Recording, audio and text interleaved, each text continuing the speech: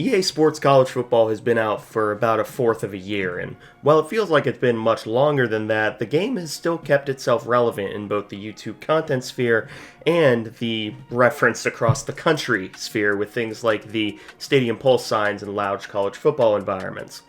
Of course, this being EA's first attempt at a college football game in a little over a decade, there are a lot of things that aren't exactly perfect about it. I will say, the gameplay, the playbooks, and the general feel of the game, each of those aspects are extremely fun and satisfying, and it's abundantly clear that a lot of love went into this game and a lot of effort too. But with some of the prospective features for next year's entry already getting some airtime via leaks and customer satisfaction surveys, I figured that this would be a great time to throw in my 2 cents for what would build the ultimate college football experience for me, and I know I'm not alone in a lot of what I'm wishing for. The most important thing to note about this video is that I will be separating it into different sections based on how easy or difficult it would be to implement the changes, starting with the honestly this could be a patch stage to the this is never going to happen tier. I do this because I don't want to sound unrealistic with my expectations, and I don't want the priorities I'm going for to be mixed up or lost in the shuffle. Speaking of, my biggest priority is Dynasty mode because that is the mode that I feel is most important in a game like this, and it's also, I would imagine, the most popular mode. And I also wanted to make it known that I'm not focusing on things that are very obviously bugs, and I'm not a game developer, because, well, both of those would take up time that I don't have, and time that could be better spent talking about things that are indeed intended, but could be perhaps implemented in a better way. So, without any further delay, here's my personal wish list for the upcoming college football game. Starting off with the this could honestly be a patch tier, it's really a lot of smaller things that could theoretically be added to this year's game without too much trouble and without the need to disrupt a lot of systems. And the first and most important one to me, if you've ever talked to me, is removing the coach level cap, or at least giving the option to do so. Now, I perfectly understand the logic that they were going for with this. They wanted to make sure that no coach was good at everything because, well, no coach is good at everything. But the counter-argument to this is A, this is a video game, I would like to do what I want, and B, there's no reason to at least not have the option, at the very least. There are a few proposed ways that you could get over this. Either you get a skill point for every 10,000 XP whenever you get the max level, so that way you still have the slower grind, but you're still progressing in some way, or maybe you could put it into a high tier ability, so that way you could respec your coach. Because, well, once you get to CEO and Program Builder, the game is basically already done, and you can't really go back, and it removes a lot of the replayability that was inherent to the Dynasty modes of yore. The next thing in the this could be a patch tier is making it more likely for players to leave in the draft. This falls into a lot of categories, and one of which that we'll talk about later, but it's not particularly clear what the criteria is for players leaving and going into the NFL draft. I've seen things such as the breakpoint being 86 overall to it being mostly completely random. And I just think it'd be more likely that a good junior, and again this will play into progression later, a good junior is more likely to go to the NFL draft if he, won a defensive Heisman than he is to go back to school if he done the exact same thing. Plus, it would really help keep things fresh because a big part of college football and a big part of the appeal of Dynasty mode is having that constantly rotating set of faces, new names and faces and players to get used to. And really, as much as it is a big deal to have a bunch of super seniors returning, it's not exactly the most common, and it honestly makes team building all the more difficult. Somewhat related to players and how they leave for the draft is redoing how players that are encouraged to transfer are distributed, or at least changing the order of the offseason. For the uninitiated, whenever you encourage your players to transfer at the very end of the offseason, do you know how they get distributed? Very few people do, and they don't just disappear into the aether, which I'll admit is a much better change from what it was in NCAA 14. No, what they do is they go to the first available team alphabetically. In other words, 95% of the players that you're asking to transfer are now going to be Air Force. So, other than forcibly conscripting a bunch of people into the military, it should probably be reordered, or at least there should be a different transfer portal window. My proposed order for how the offseason would go training, the first stage of encouraging transfers, transfer recruiting, position changes, and then a second set of encouraging transfers. Because at the end of the day, you don't want these guys to disappear into the aether, but you also don't want them all to end up at the exact same place whenever a school tells them to go away. Similarly related to this is easier access to player cards during progression or transfers, because you don't really get access to player cards whenever you're talking about transfers, which is remarkably annoying considering how most of what I decide when it comes to forcing transfers is not overall, but rather development trait. This would also help with the next point of clarifying how progression works and maybe reworking it. Because this is another part of the game that no one really seems to know what's going on here, under the hood at least. I've seen people on the internet claim that the motivator skill tree does absolutely nothing, or in some cases actually hurts the development of your players. And while I'm hesitant to believe those claims, it would be a lot more helpful and a lot easier to see and refute those claims if it was clear how progression worked, especially in off-season training. This goes along with the next point, of which is a lot more tutorials in terms of the mechanics. I know that this game is a more slighted and more hardcore audience than your typical Madden, but it also, you're leaving a lot to chance, and a lot of explanation just isn't there. Do you know how much of the recruiting system is explained to you? Because the answer is not much. The majority of what you probably know about the recruiting system was either through trial and error or a bunch of YouTube guides, and while the first one is more than acceptable for those that are going out of their way, it would be very useful to have tutorials for things like how hard cells work, how soft cells work. I still don't know how sways work, and I'm not sure anyone does. So just an increase in the amount of tutorialization, especially in Dynasty mode with the new mechanics, would be extremely useful. The next few bits are more about scheduling than anything else, and it's allowing rivalry history to actually update throughout the Dynasty. Yes, K-State's current streak of beating KU is 15, and I would like to see that go up to 20 for the 5 consecutive years that I have beat them in my K-State Dynasty, which I'm definitely not cheating in because it's my catharsis week. And alongside that is just the ability to schedule your own neutral site games. Week zeros are very rarely played at someone's home stadium, and I love scheduling Week 0 games, and I love doing it in NCAA 14 because it was a nice opportunity to get those neutral site games when otherwise you wouldn't have been able to. And that's something that's sorely missing from this entry. And the last small thing that I want to get out of the way here is let transfers train with the team in the offseason. Because the amount of times that I've recruited a transfer that I think is genuinely going to be a starter, and I sell them on playing time, and then they get overtaken by some redshirt freshman who just had a really good offseason, is getting to the point where it's a little ridiculous and annoying. Transfers don't just spawn 2 days before the game. They're in the portal, and they're training with the team pretty much as soon as they commit and get on campus. And they're going to be on campus before that first game.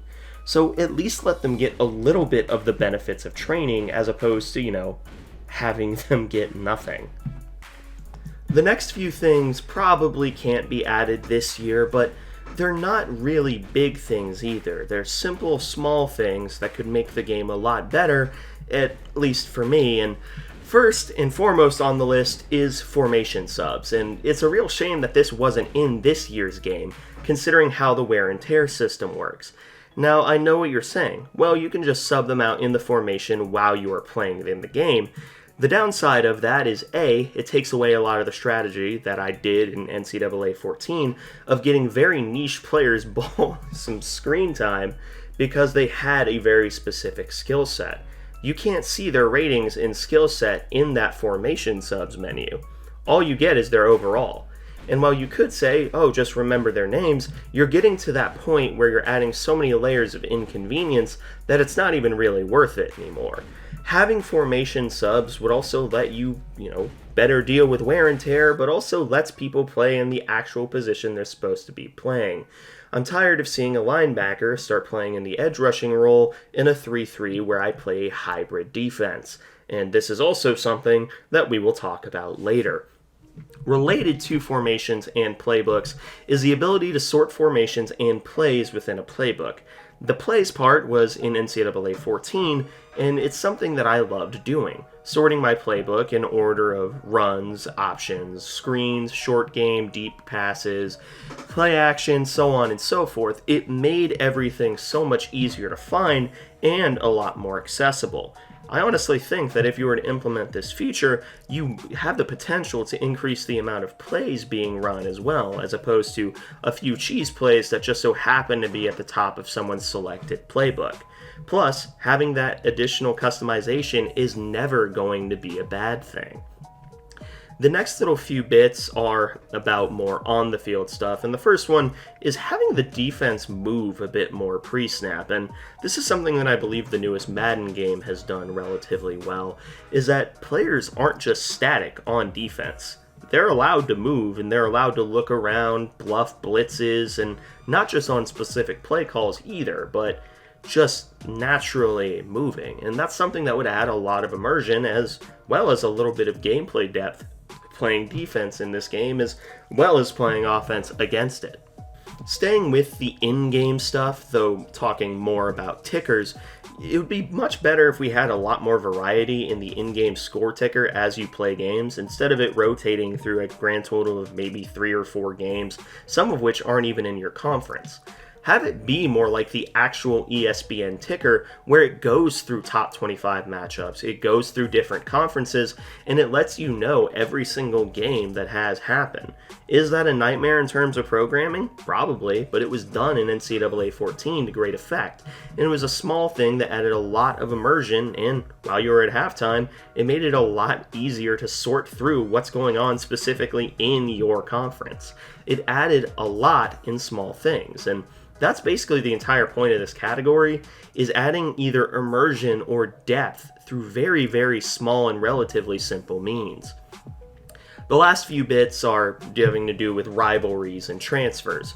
Firstly, allow teams and players to set protected rivalries or games outside and inside of conference, because although that college football and realignment has stolen games like Bedlam from us, that doesn't mean that in the video game we shouldn't be able to protect those rivalries even though we're not playing as either Oklahoma or Oklahoma State. And you should be able to protect those games. And one of the most frustrating things that I've experienced personally as someone who does a lot of geographic realignment dynasties is you almost have to put Ohio State and Michigan in the same division. And granted, most of them are they're almost always in the exact same conference, but sometimes they're in different divisions and you lose out on the biggest game and the biggest rivalry of the year. And that's not something that should happen unless the user specifically wants it. And that's just not something that I want. So the ability to set protected rivalries both in and out of conference would be massive. And related to that would be the ability to add or edit teams to have other rivals. Sort of related to the idea of realignment dynasties, K-State and Nebraska, as well as K-State and Colorado, had massive rivalries back in the Big 8 days because, Nebraska, because they beat the crap out of K-State nearly every time, and Colorado and K-State just didn't like one another. Then again, Colorado fans don't like much of anyone. But it was still that little bit of extra customization to have those extra rivals or to add those rivals. It would be especially worth it to have in things like Team Builder, where if you're adding North Dakota and South Dakota State, you get the ability to set them as rivalries even if the teams you're replacing aren't rivals, which again, we'll talk about that in a little bit later. As well as alongside this is more access to league and program history screens that are more accessible and give more info. I want to know why the team I'm taking over is absolute butt cheeks whenever I take a new job from an offensive coordinator to becoming the head coach at, I don't know, FIU. Let me know what their team has been even when I'm there, because you get that initial screen, but not a whole lot afterwards. And speaking of moving between jobs, allow the ability to encourage players to transfer with you if you take a new job, or at least have a few of them do that anyway. That's one of the most common things in college football, is players following their coaches. Look at Caleb Williams with Lincoln Riley. And that's just another small thing that would add a lot of immersion into the entire experience. Moving on to the stuff that's a little bit bigger and could almost certainly only be done within a few years. Well, if they committed to it, they probably could get it done next year. And the first thing is much more in the way of music authenticity. And I know that this goes a lot back to the schools and licensing, but I'm kind of tired of the only song that K-State plays being Wabash Cannonball, which, as a graduate of that, yes, we play that a lot, but it's not our Boomer Sooner to where that is the only thing that we play. We have things like the Alma Mater and Wildcat Victory, and even outside of the band songs, I know Wisconsin fans are constantly begging for Jump Around, and Virginia Tech fans are constantly begging for Enter Sandman. So just more authenticity, especially in the way of music. On the topic of team builder and music, first, just let us have generic stadiums in Team Builder, because, there's like 3 stadiums that you can use that aren't immediately ruined the moment you select them as a Team Builder team. Related to that is allow the user to change what the team grades are in Team Builder, as opposed to, oh, well, sorry, you took over UConn, have fun having no grades whatsoever. Allow me to put in a random school that has all A+ across the board. Is it realistic? No, absolutely not. Is it fun and immersive for players who choose to do it that way? Absolutely. And that's what's important, is fun and immersion. But let's say that you're not using a Team Builder team. What do you do if you have to take over another school? Well, you could add the ability to earn points to upgrade certain parts of your school, because some of them feel really, really static. Grades like academic prestige, athletic facilities, and campus lifestyle, and while only 2 of those are, unable to go up, at least to my knowledge, you could still add a system where you can earn points as your team gains prestige, and you can upgrade certain parts of that school, both in terms of team grades, and maybe the more and more that you upgrade your team's facilities, the better you get in terms of training results. Or the more academic prestige that you get, the higher awareness boosts that you get in the off-season or while you're playing. It's a bunch of small things like that to make the grades mean something outside of the context of recruiting, but also give them a little more customization, even if you're taking over a team that is a real team that already has a defined identity. The rest of these very much focus on progression and coaching. The first one is a revamp of the coaching skill tree to be both more clear and more useful. Now, I want a quick show of hands here. How many of you have ever invested into the talent developer or strategist trees? I haven't. I think I may have done it exactly once, and I don't really even know what those abilities do. I know talent developer is supposed to help you get portal players and maybe a little bit of faster progression, but no one goes into those because the other abilities are A, simpler to understand, and B, there for free. And it's just a bunch of small abilities like that you wouldn't want to take. Like, why does CEO have the ability to avoid getting fired? If you have that ability, you're not getting fired. And it's just a lot of reworking would need to be done for how the coaching skill tree would be done. And honestly, that could be its own video, but my main proposition would be to not only remove the coach level cap, which I talked about earlier, but to sort of streamline the system. So that way, instead of being good at, you have to be good at only recruiting defensive backs or linebackers, or you have to spend them separately, sort of consolidate the system a bit more. consolidate linebackers and defensive backs to being the same group, and then trench play being a different group for the sake of all of these. Not only would it consolidate a bunch of skills to give room for more interesting ones that would affect direct gameplay, but it would also help in terms of, well, everyone is min-maxing, so everyone's going to take the exact same skills. If you allow this to be reworked and revamped and streamlined, you're probably going to get a lot more in the way of build diversity when it comes to how people are building their coaches. And that intrinsically links itself to how players progress as well. And this is the ability to focus on certain players in Dynasty. I know players progress automatically as they level up and gain skill points. It's the exact same way for the coordinators. And while I get both of them, I think it should be at least an option for you allowed to manually upgrade both your coordinators and your players. Because sometimes I get really tired of my power back upgrading his hands for the 6th time because that's the cheapest thing for him to upgrade. He should be focusing on things like speed or carrying, but no, he's focused on catching the ball out of the backfield when he's the I formation runner. And last but certainly not least is a recruiting difficulty slider, and I don't feel like that one's too controversial or too painful to put in. These are the big ones, the borderline complete overhauls to the system, and the first one is one that a lot of people have been asking for Madden for a very, very long time, and that is an overhaul of the positional terminology. It's no longer defensive tackle, defensive end, off-end linebackers. It's now interior defensive linemen, edge rushers, and off-ball linebackers.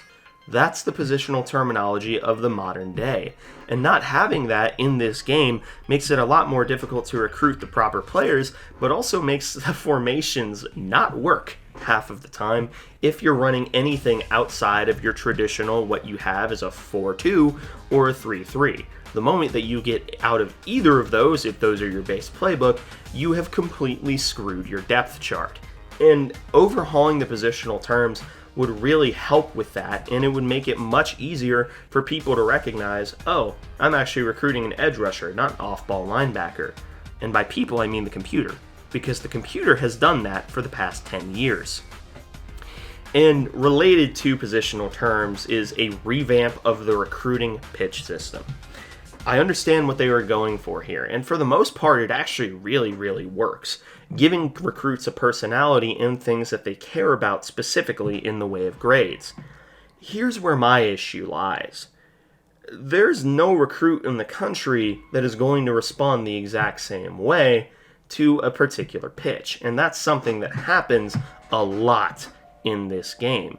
And what I would propose is, instead of just having the basic 3, where every recruit has their 3 check marks, and those are the only things that you could focus on, have one of 2 things happen. Firstly, is allow variations in how many things a recruit can care about. There will be some recruits that literally only care about playing for a national contending team, or a team that only is going to be a pro factory, in the exact same way that there's going to be a few guys who only care about being close to their mom and dad and playing close to home and being that hometown hero, which, funnily enough, is one of the pitch names. But there are also going to be a lot of guys who care about a wide variety of things. There's going to be guys who will care about things like academics as well as being a pro factory, or even the opportunity to get away from home. And it's just this mixture of, the first idea is basically allow a wider variation of recruits to care about either one thing, or for them to care about basically everything on the board and just let things fall where they may. The other idea is sort of have it be on a sliding scale. Instead of it being binary, where a recruit doesn't care about this and will care about these 3 things, have them care a different level about each thing. And this is a second option because it is a little more complex than the first one. So say you have a 5-star recruit, and he really, really cares about going to the NFL, but everything else, like NIL opportunities, are concerns for him as well. His concern and his ability for the pro potential pitch would be A+, and his for the brand exposure would be A- to B+. It's the same rating system that the schools have, except for you're applying it to each individual recruit as well. And this would really help the goal that they're going for of giving these recruits personalities, as opposed to them just being names, stars, heights, weights, numbers, and development traits while you are recruiting them. And that would really, really help immersion as well, because, well, Georgia's probably going to get all of the Pro Factory guys anyway, but if they start caring about other different things, that allows the door to be open for other schools as well. And related to that is the adding of position coaches, which I feel like has been talked about to death, but maybe even limit them even more than the coordinators are limited, but still give them those same abilities for training, motivating, recruiting, etc., etc. The introduction of FCS and FCS transfers that try to break into FBS is another massive overhaul, and I'm not asking for the entirety of FCS to be added into the game. I know that that's an unrealistic expectation, but at least introducing some of them, like maybe the top 20 FCS schools, and having a few players that try to transfer up from FCS schools, which is something that is remarkably common in the modern age, would, say it with me now, add a lot in the way of immersion and world building. The next few are, well, simple. Create a recruit, duh. Split difficulty settings for gameplay, as in have a higher difficulty on offense if you're better at that, or if you're better at defense, put that on a higher setting as well. So basically, allow me to play on Pro on offense, but on defense, allow me to play on Heisman or All-American. The last one of the really big overhauls here would be recruiting stories. Things like Army All-Americans, high school record breakers, or if you're from North Dakota and you happen to get a 5-star, have a story about that, because that's not a particularly common occurrence. It would also allow schools like Kansas, who have only had the one 5-star recently, although they've had 2 this year in Babylona and Lincoln Cure, it would allow them to stand out more because they're not from these states that traditionally push out 5-star talent. And again, say it with me, it would add immersion and depth to the world of college football. This last tier only really has 3 items in it because I didn't want to start dancing on the moon, but this is stuff that's almost certainly never going to happen, but it'd be pretty cool if it did. First is fully customizable rosters, at least in terms of ratings and, editing stadiums as well. I know that this will never happen in the age of NIL, but maybe what you could do is have NIL players opt in or out to having some parts of their likeness or their ratings edited in, well, everyone's happy in that case. Next is more specific crowd chants depending on the teams that they're playing, maybe some mocking crowd chants depending on where you're at. And again, the final one, which is more or less just important for me, is the ability to create a play for offline dynasties, and only offline dynasties. Because there are a few formations in the game that I think are really cool that have exactly like 5 or 6 plays in them, and none of them are good.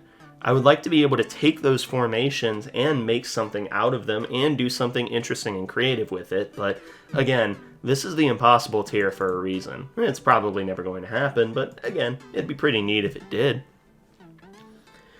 So, 29, give or take, minutes later, and that is pretty much the comprehensive wish list of the things that I would want to see in a new college football game. And while this year's entry is very, very good and very fun, there's still a lot of things that I feel like could be taken a step further.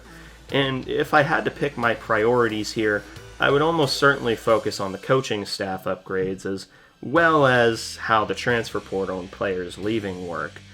Though, I will miss my formation subs. What do you think? Feel free to let me know in the comments what are your favorite things or the things that you want added most into the next college football game. But thank you all for watching this video, and I really appreciate it. And this is Ace Edwards with the Aggieville Alleycats, and have a nice day.